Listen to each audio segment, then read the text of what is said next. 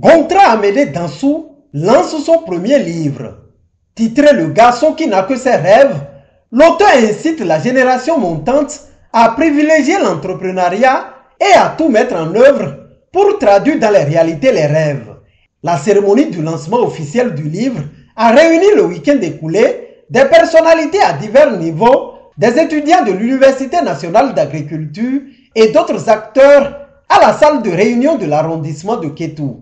Le livre montre que dans des contextes où les opportunités professionnelles sont limitées, l'entrepreneuriat devient une voie privilégiée d'autonomie et de dignité. Loin d'être une utopie naïve, le rêve est présenté ici comme la première source de l'entrepreneur, la condition nécessaire pour agir malgré les manques de matériel. À travers cet essai, M. Dansou Bion présente le rêve comme le point de départ pour tout entrepreneur. Le rêve est présenté ici comme la première source de l'entrepreneur. C'est lui qui donne l'élan initial, qui alimente la volonté. L'auteur écrit, je cite, « Une entreprise, une idée, un projet, une vision. » À travers l'ouvrage, l'auteur appelle la couche juvénile à l'endurance et à la persévérance tout en racontant un pan de son expérience de vie. Cet ouvrage contribue à la réflexion sur l'entrepreneuriat africain à plusieurs niveaux. Il met en lumière les conditions subjectives du parcours entrepreneurial, le rêve, le doute, la persévérance. Il interpelle la société et les institutions. Que faisons-nous pour ces jeunes qui n'ont que leurs rêves? Il redéfinit l'entrepreneuriat comme une quête de sens, non pas uniquement une course au profit.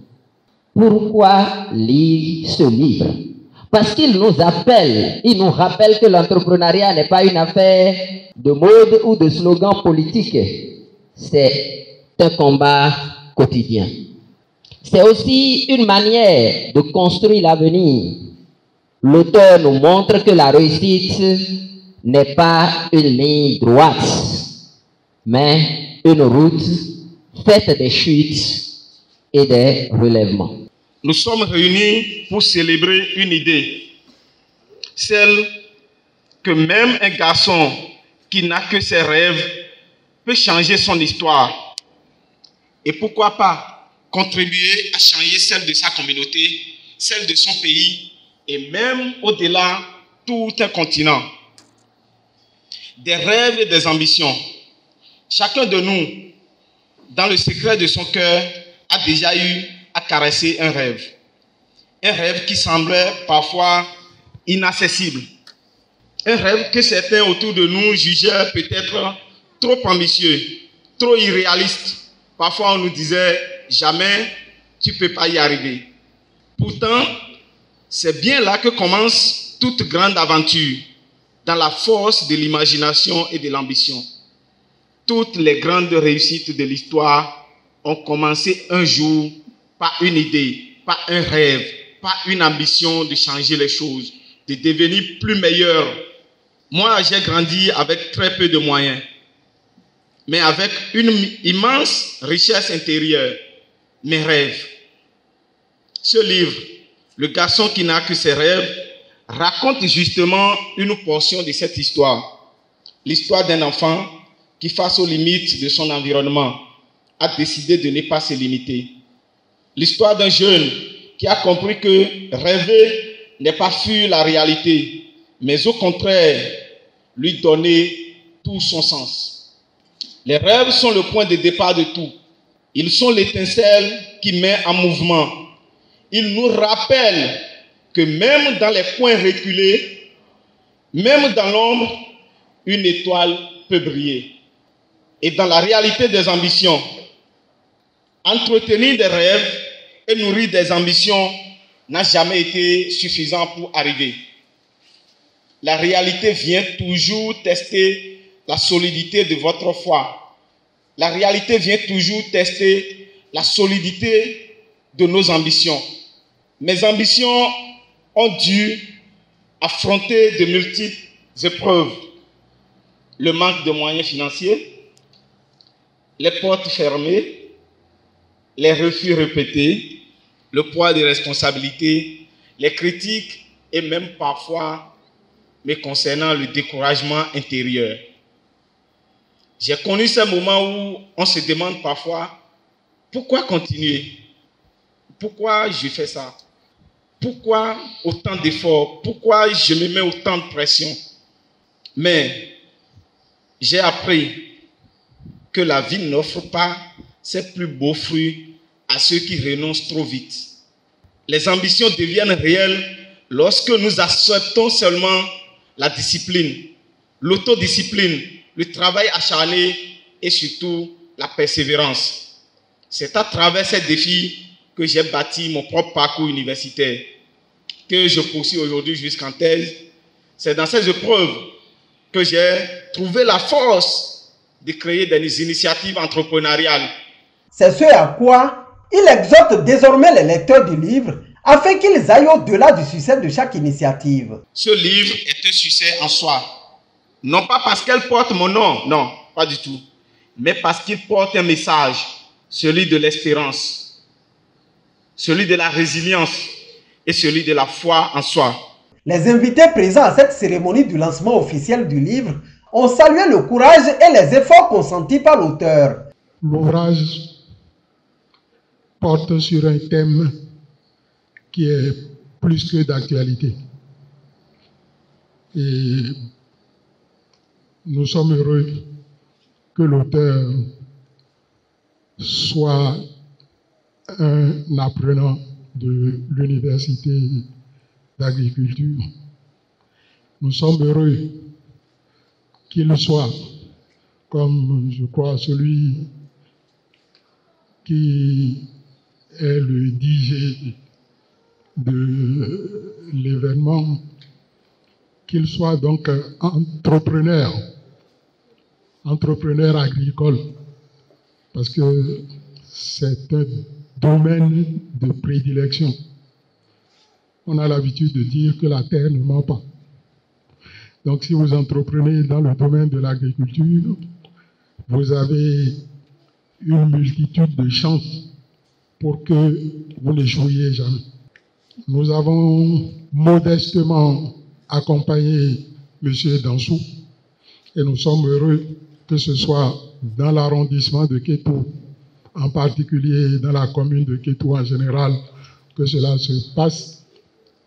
Nous le remercions infiniment et nous recommandons à tous les jeunes d'aujourd'hui de se procurer cet ouvrage et de se l'approprier, parce que nous avons passé l'étape où, après les études, il faut s'attendre à trouver un emploi et aller s'asseoir quelque part dans son bureau.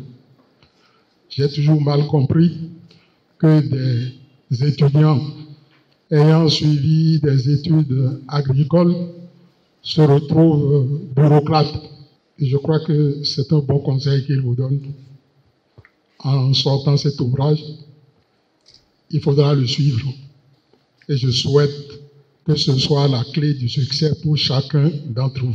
Cet ouvrage n'est pas seulement un acte littéraire, c'est un message fort, une prise de parole d'un jeune qui a choisi de faire de ses rêves une force, une voix, un témoignage. Il nous rappelle que, même sans moyens matériels, les rêves peuvent devenir un capital puissant, un levier de transformation personnelle et collective. À travers cette publication, leurs camarades nous montrent que l'étudiant agronome peut également être un penseur, un créateur, un acteur culturel engagé. C'est cette jeunesse responsable, proactive et inspirante que l'État se réjouit d'accompagner et de valoriser. Nous adressons nos vives félicitations à l'auteur pour la qualité et la profondeur de son travail. Aujourd'hui, nous célébrons non seulement les efforts d'un jeune entrepreneur agricole, mais également une histoire. Et étant donné que c'est écrit, ça veut dire que c'est, je dirais, que c'est un héritage qu'il veut nous laisser aujourd'hui. Et je crois que nous devons tous ici faire de cet héritage un réussite, parce qu'il a voulu, à travers ce document, montrer son parcours, non seulement pour lui seul, mais pour la génération à venir. Donc, il faut que dans 10 ans, dans 20 ans, un jeune qui décide de se lancer en entrepreneuriat puisse partir d'un repère. Et je crois que c'est le repère qu'il veut laisser aujourd'hui. Donc, si ça doit durer dans le temps, ça dépendra de ce que vous et moi ici présents aujourd'hui, nous faisons de ça. Cet ouvrage, à côté de tout, montre un chemin qui peut nous permettre de s'auto-employer malgré les difficultés que ça regorge. Je veux parler de l'entrepreneuriat. Ce n'est pas facile. Et nous, en notre qualité d'entrepreneurs agricoles, nous pouvons déjà rassurer notre collègue que nous ferons tout ce qui serait de notre possible pour que cet ouvrage soit quand même, au-delà de donner, nous pouvons faire la promotion de cet ouvrage au-delà de l'ancienne patrie. C'est notre devoir également d'accompagner l'initiative pour que ça ne soit pas une première fois, pour qu'on ne pas une deuxième fois. Abordant dans le même sens, le parrain de l'événement a pour sa part invité l'auteur à poursuivre dans cette lancée. Ce livre n'est pas simplement une œuvre littéraire. Il est le témoignage d'un parcours, le reflet d'une génération et l'illustration vivante de cette vérité que nous rappelle la citation d'ouverture. La suite de votre vie dépendra de celui que vous allez rencontrer sur votre chemin. Aujourd'hui, à Kétou, nous faisons une rencontre, celle d'un écrivain qui choisit de rêver à haute voix, celle d'un livre qui peut-être éveillera des consciences, ouvrira des yeux et touchera des cœurs. Au nom du ministre François Abiola, je félicite l'auteur pour ce parcours courageux et je l'encourage à poursuivre dans cette voie, de ne pas se décourager. L'écriture, de la transmission, de la construction intellectuelle. J'adresse également un appel à notre jeunesse: lisez, rêvez, écrivez et agissez. C'est car parfois tout commence par un rêve et ce rêve peut devenir un livre et ce livre peut changer une vie. Mesdames et messieurs, en tant que représentant du parrain, je réaffirme ici le soutien total du monsieur le Premier ministre Abiola Adebayo François à cette initiative. Il croit en la jeunesse, il croit en la puissance de la culture, en la force des mots et en la responsabilité que nous avons tous de soutenir les talents de notre pays. Ensemble, faisons en sorte que ce livre ne soit pas qu'un lancement, mais le début d'un mouvement.